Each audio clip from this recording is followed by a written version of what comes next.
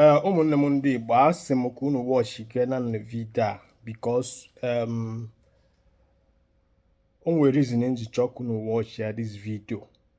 Unu watch chazie ya then ka m kwuo okwu ihe a gbasara that guy bụ dibịa threatened Mathias Ezeaku Ejiofor before ha ji eme topic kịta na Mathias emegbughị ya mmadụ. Watch kinin in this video, then let me say what I have to say. Ọrịnaeze ndị Igbo mmụ na-ekwu mobile segwu global onye ọbara tụrụ egbe ọbara ọra. Ọnwa ebe nne nji wabịa today maka nwoke a na-akpọ Mathias Ezeaku. It's not Mathias Ezeaku ma bezo ụbịam. Mind your business. Okwu na-abụ iru m ọbụma.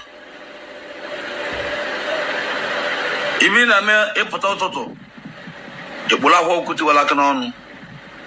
Ipụta echi ikpụla akwụkwọ okwu tiwala aka n'ọnụ. Someone is putting the Libyan on.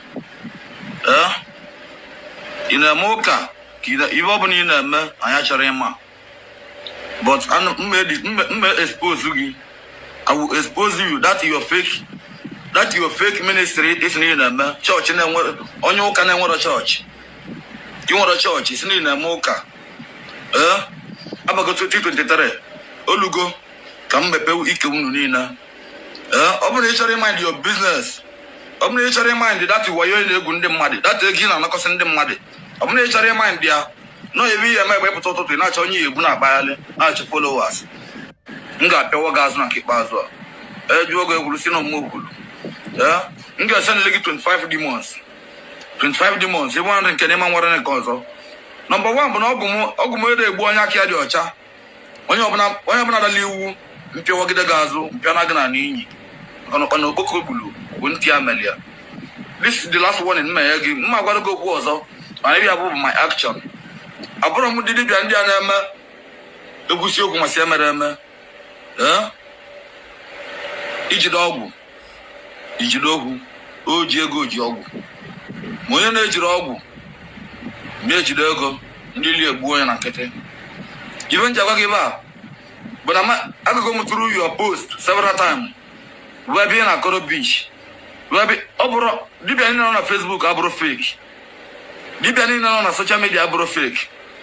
Unlike in Giwano Gibu Mathias Ezeaku, Mobezo Biam. Even now, Bogota, but nobody mind your business. In Yagin and this 2023. I am about to go Balusegu Global Prophet. Omunehu, Akalimegu, Akalim Bagin, no, Dino Dobona. Opening Pia.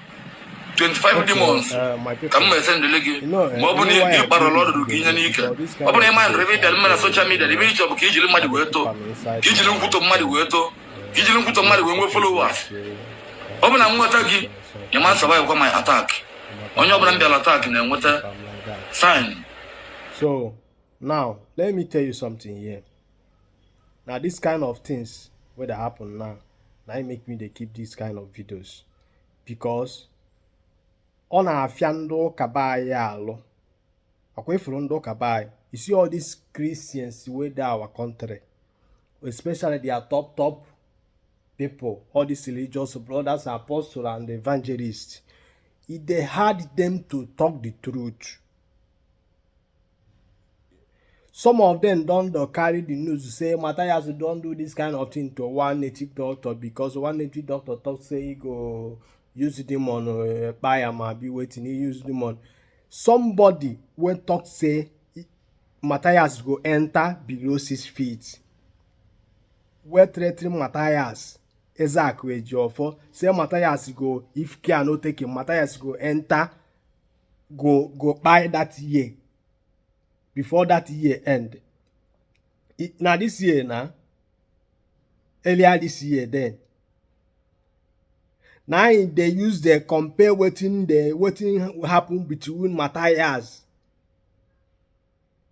and you are God where you have on earth where you the talk say me nobody no talk about. And they now see me see the gamma. From one of our brother and our brother Chibo. Na akona na oji webo na Mathias emego something like that before. Mma dey threatening no ge egbu gi. with demon ma nye gị sị gị na ọ bụ na itekere time na this year na ọma onye ahụ ama nkarị this year, then ị na-asị that na onye ahụ suppose n'ime onye ahụ arrest. Ọ ihe a ka m ji ekwu that na ọ bịakwara n'ihe gbasara ihe ụka, some of unu ebido ite okwu ude because ị chọrọ ka ekwu okwu etu okwu si suppose isi wee dị.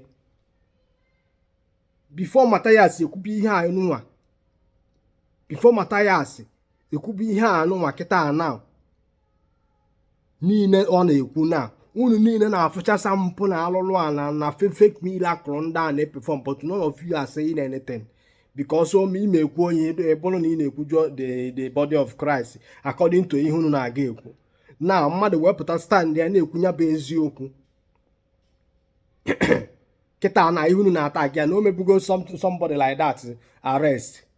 Kedu ihe onye ahụ mere arrest melie? Onye ahụ criticize ya? No, na onye a threatening life nyanwa. Then nyanwa ka iji eme topic brother Chigbo, nya ka ụdị ihe a ka iji eme topic. Ụdị ihe a ka iji eme topic. Na nwa dibia threatening life ya wee na-abịa na at the end of this year ka iji eme topic because of na Ebuka Obi bịa kpụrụ Mathias.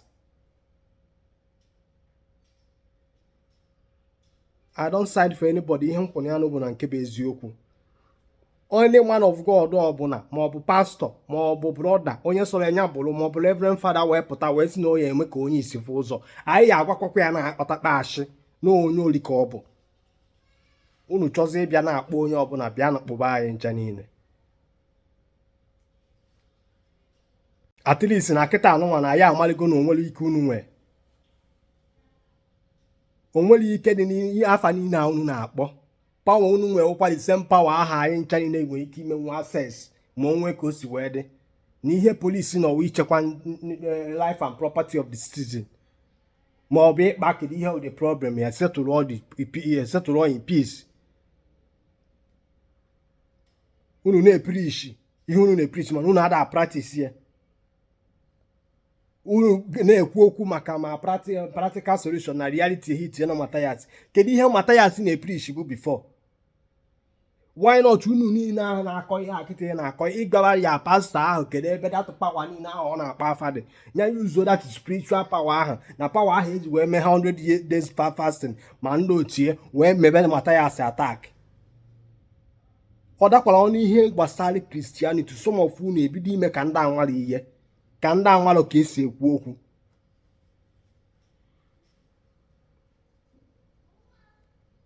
Mana kwa ifuru this truth a na-ekwu okwu na ihe a unu na-akọ doesn't exist in this generation anyị nọ, aka anyị na-ekwu ya. O nwere pastor nwere power ime onye ọbụla ka ọ fụ ụzọ, and o nwere pastor nwere power ime onye ogbukwe okwu ma onwe onye ngwọrọ ka ọ gaba ije, and o nwekwana onye pastor nwere power to ime onye na-aya alụ kidney problem ma cancer ma ọ bụ BP ma iru nsọ gị na-aya ka onye ahụ nwere onwe ya ahụ ya ba gị go to hospital.